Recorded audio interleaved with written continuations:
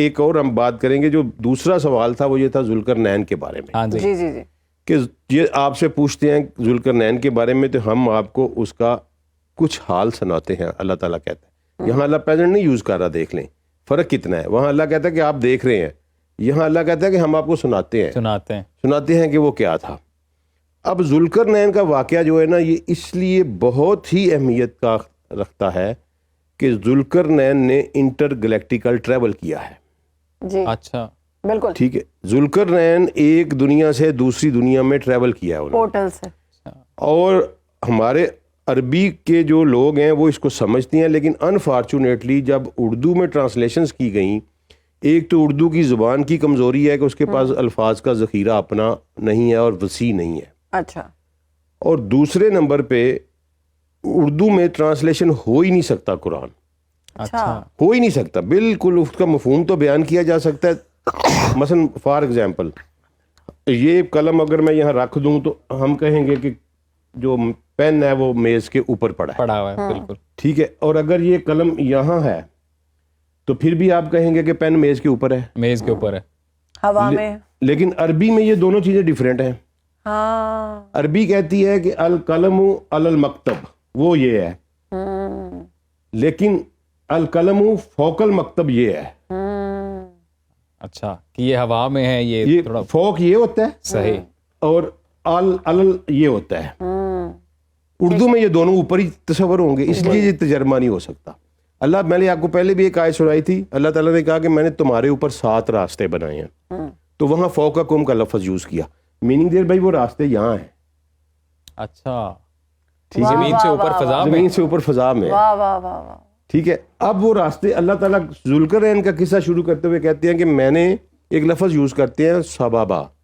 جی سبابا, بابا, اور اس کا ترجمہ انہوں نے سباب کر دیا, حتیٰ کہ یہ ایک جگہ ایک آیت پہ اسباب ترجمہ کرتے ہیں, اگلی آیت میں اسی لفظ کا رستہ ترجمہ کرتے ہیں, اگلی آیت میں اسی لفظ کا سامان ترجمہ کرتے ہیں. تو کیونکہ ان کے پاس ترجمہ ہے ہی نہیں.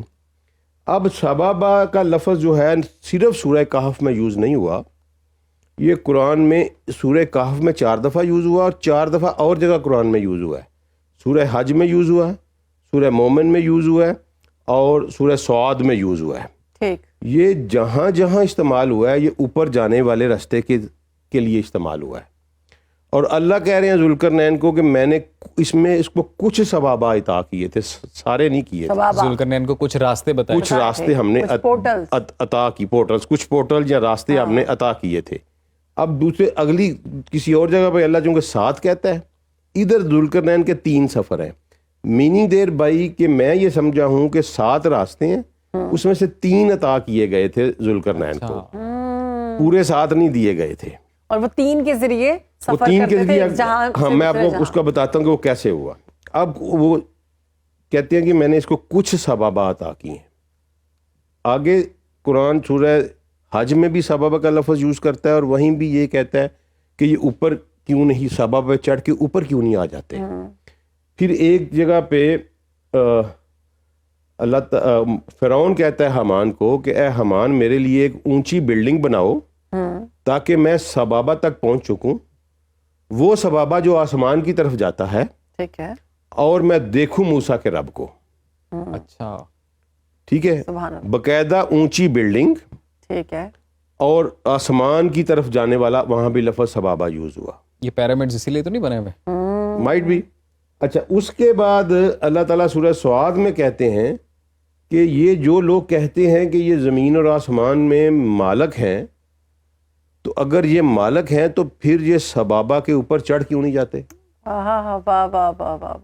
یعنی سبابہ کا لفظ یہاں بھی یوز ہوا ہے, وہ اوپر جانے کے لیے والے راستے کے لیے ہی استعمال ہوا ہے. تو اب اللہ کہتا ہے کہ ذوالقرنین پہلے سبابہ پہ چلا, ٹھیک ہے, اور وہ وہاں پہنچا جہاں سورج غروب ہو رہا تھا. او پورٹل کے ذریعے وہاں پر گئے جہاں پر سورج غروب ہو رہا. اس سبابہ پہ وہ چڑھا, اس سبابہ کو آپ پورٹل کہہ لیں, وام ہول کہہ لیں, جو مرضی کہہ لیں, بلیک ہول, لیکن قرآن اس کو سبابہ کہہ رہا ہے. تو اس ایک سبابہ کے اوپر چلا, اور پھر وہ وہاں پہنچا جہاں اس نے سورج کو ایک مڈی, بلیک مڈی سٹرکچر میں غروب ہوتا ہوا پایا. اب ایک طرف اللہ کہتے ہیں کہ میں نے پوری دنیا کے اوپر حکمرانی دی تھی ذوالقرنین کو، تو اور وہ نبی تو نہیں تھے؟ واللہ عالم جی ہم نہیں کہہ سکتے، کیونکہ نبی صلی اللہ علیہ وسلم نے کنفرم نہیں کیا کہ وہ نبی تھے. تو اب اگر ان کی پوری دنیا پہ حکمرانی تھی تو سورج تو دنیا میں کہیں ڈوبتا ہی نہیں. ہاں جی، تو وہ کہاں پہ ڈوب رہا تھا؟ یہ تو ارتھ روٹیٹ کرتی رہتی ہے، ارتھ روٹیٹ کرتی رہتی ہے، سورج تو کہیں نہیں ڈوبتا. وہ کہیں اور نہ کہیں. ملکہ وکٹوریا کی 40% دنیا کے اوپر حکمرانی تھی، تو اسے پتہ چل گیا تھا کہ میری سلطنت میں سورج غروب نہیں ہوتا. یہ آج یہ کل کی بات ہے نا. عبدالسلام صاحب یہ بھی تو ایک حدیث ہے نا کہ زمین اور آسمان کے اندر ایک پانی ہے جی، اور سورج وہاں پر غوطہ زن ہوتا ہے. اب وہ نہیں، وہ یہ ہے کہ ایک آسمان سے دوسرے آسمان کے درمیان پانی ہے. ٹھیک ہے. اب یہ دیکھیں کہ سورج کہیں غروب ہو رہا ہے نا، تو کہاں غروب ہو رہا ہے؟ سٹار کہاں ڈائی کرتا ہے جا کے؟ بلیک ہول میں. بلیک ہول میں. ذوالقرنین اس بلیک ہول کے پاس پہنچا ہے یس، کہ جہاں اس نے پایا سورج کو ایک بلیک مڑی چیز میں ڈوبتا ہوا، اور وہاں جب پہنچا ہے تو وہاں اس نے ایک قوم پائی ہے. یہ تو عبدالسلام صاحب ابھی سائنٹسٹ بھی بولتے ہیں کہ یونیورس میں زیادہ تر black matter black matter exist کرتا ہے. ٹھیک ہے جی نا. ہاں. حمیہ کا لفظ یوز کیا اللہ نے، عینی حمیہ. ٹھیک ہے نا جی، یعنی یہاں آپ کہہ لیں کہ ایک چشمہ تھا، یا عین کا مطلب ہے آنکھ، آنکھ جیسی شیپ تھی اس کی. اچھا، ٹھیک ہے. تو آج وہ اگر بلیک ہول کی تصویر آپ دیکھیں، ایون یونیورس کی تصویر دیکھیں، تو وہ بھی آنکھ جیسی نظر آتی ہے. تو وہ وہاں پہنچا وہاں، اور مزے کی بات دیکھیں کہ وہاں اس کو ایک قوم پائی اس نے، وہاں زندگی تھی. اچھا. اور پھر اللہ وہاں کہتا ہے کہ ہم نے ذوالقرنین کو کہا کہ تو چاہے تو ان کو سزا دے، چاہے رحم کر. اب یہ بڑا عجیب واقعہ ہے، اللہ نے اپنے پیغمبروں کو بھی یہ اختیار نہیں دیا کہ چاہے تو سزا دے چاہے. اللہ وہ کہتا ہے کہ جو برے ہیں ان کو سزا ملے گی، جو اچھے ہیں ان کو جزا ملے، جزا ملے، انعام ملے گا.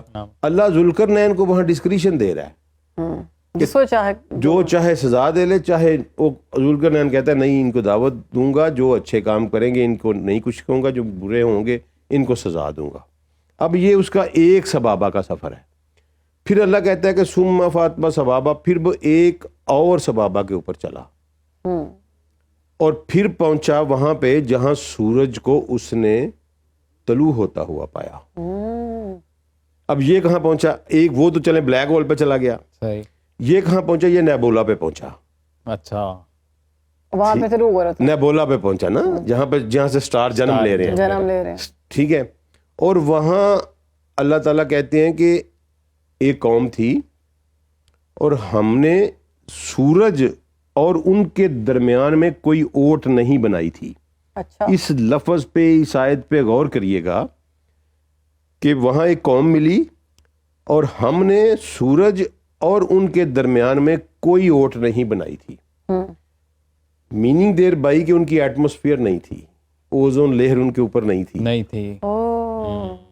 ٹھیک ہے نا. اور آگے اللہ زور دے کے کہتا ہے کذالک، ایسا ہی تھا. یعنی یہ نہ سمجھنا کہ یہ کیا بات میں کر رہا ہوں، ایسا ہی تھا. اور وہاں جو کچھ تھا وہ سارا مجھے پتہ بھی ہے اور میرے احاطے میں بھی ہے. وہ ایک ایسی عجیب و غریب دنیا تھی. عبداللہ بن عباس کی روایت ملتی ہے، روایتاً تھوڑی سی ضعیف ہے، لیکن قرآن کی اس نریشن میں فٹ بیٹھ رہی ہے کہ وہ ذوالقرنین جب وہاں پہنچا تو ایک مخلوق تھی جو دن کے وقت پانی کے اندر چلی جاتی تھی، واہ واہ واہ، اور رات کو باہر آ جاتی تھی. اچھا. یعنی اس لیے کہ دن کے وقت سورج اور ان کے درمیان میں کوئی اوٹ نہیں تھی. اور اب یہاں اللہ تعالیٰ پوری سائنس بیان کر رہا ہے کہ تمہاری جو زمین ہے اس کے اوپر میں نے سورج اور آپ کے درمیان میں بلینکٹس بنائے ہیں، اوزون کے ڈیفرنٹ لیئرز بنائی ہیں، جی ہاں، تاکہ آپ سورج کی جو ریڈیشن سے محفوظ رہ سکیں. اور وہاں اللہ کہتا ہے کہ میں نے نہیں بنایا تھا. یہ اللہ کا، یہ اس کا دوسرا سفر ہے. اور یہاں کوئی کلام نہیں ہے، کوئی انٹریکشن نہیں ہے ذوالقرنین کا اس قوم کے ساتھ جو وہاں رہ رہی تھی. ٹھیک ہے. اب جب وہ تیسری، پھر اللہ کہتا ہے کہ وہ پھر ایک اور سبابہ پہ چلا، تیسرے پہ، اور پہنچا بین سدین. ٹھیک ہے، دو سدین کے درمیان وہ پہنچا. ٹھیک ہے. اب صد کا لفظ ہم نے ڈھونڈنا ہے کیا ہے. اور عربی زبان میں صد کا لفظ قرآن پاک میں سورہ یاسین میں آیا ہے صحیح. اور وہاں آیا ہے ایک پردے کی شکل کا. اچھا 2 پردوں میں پہنچا, 2 پردے تھے, 2 سدین تھے, 2 جہاں پہنچا. ٹھیک ہے, جہاں وہ پہنچا بیریئرز سمجھ لیں آپ, 2 بیریئرز کے درمیان میں پہنچا اور وہاں اس نے ایک قوم پائی. اور یہ تو کہتے ہیں انہوں نے ترجمہ کر دیا کہ وہ کوئی زبان نہیں سمجھ رہے تھے. ایسی بات نہیں, وہ کوئی بات پہ غور کرنے پہ تیار ہی نہیں تھے. قرآن کا اصل مطلب یہ ہے.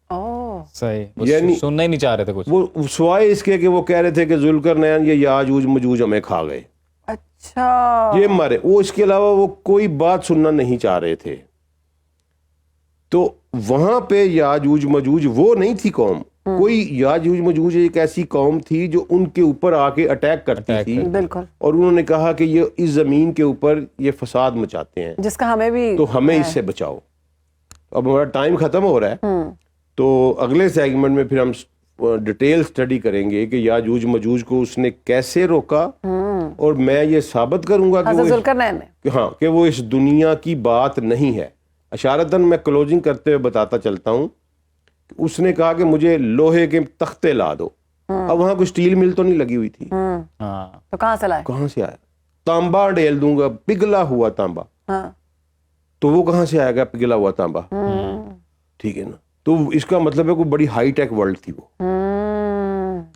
ٹھیک ہے, تو وہ پھر اس کی ہم ڈسکس کریں گے کہ یاجوج مجوج ہے کیا, اور اس نے کیسے اس کو روکا, اور اس کے بارے میں پھر کیا کہا, اور یہ کب باہر نکلیں گے, اور قرآن نے سورہ انبیاء میں یاجوج ماجوج کے بارے میں کیا کہا. یہ بڑی امپورٹنٹ ہے کیونکہ یہ سارے کا سارا ریلیٹڈ ہے دجال کے. جہاں ذوالقرنین نے 3 پورٹل کھولے ہیں, اس دجال 1 کھول لے, 2 کھول لے, ہو سکتا ہے 7 ہی کھول لے. تو یہ ثابت ہو رہا ہے کہ اگر وہ کھولے تو تم, میرا ایک جو پیغمبر بھی نہیں تھا شاید ذوالقرنین, اس نے یہ کام کر لیا تو تم کر لیا, تو دجال نے کر لیا تو کیا